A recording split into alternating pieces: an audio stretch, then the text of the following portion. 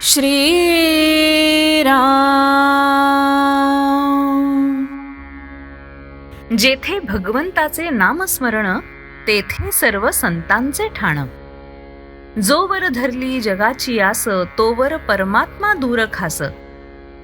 परमात्म्याची प्राप्ती न होई राखता विषयसक्ती. जग विषयाकार राहिले तेथे प्रेम केले तरी घातासी आले. विषयी एक जीव झालो जाण सुटता न सुटे आपण जाण. मान अपमान जगाचे सुख दुःख हे स्वार्थाचेच मूळ आहे जाण. अभिमानात परमात्म्याचे विस्मरण हे जीवपणाचे मुख्य लक्षण. सुख दुःख विपत्ती आपत्ती ही माया प्रपंचाची ओहोटी भरती. आत्मनिश्चय बाणल्या वाचून माया न हटे न सुटे जाण.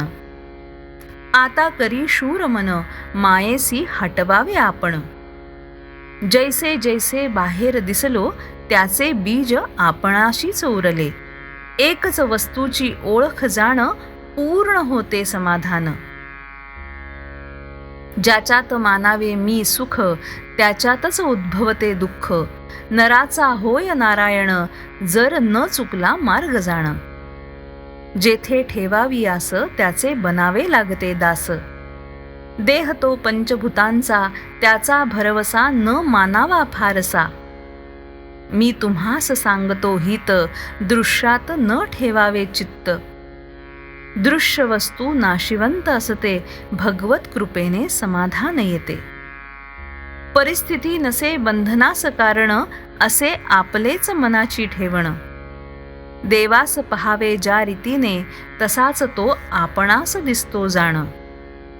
विषयाचा नाही झाला जोवर त्याग तोवर रामसेवा नाही घडत सांग. आपले आत्यंतिक हित हेच खरा स्वार्थ जाण. चित्ती जे विषयापासून सुटले ते आनंदासी आले.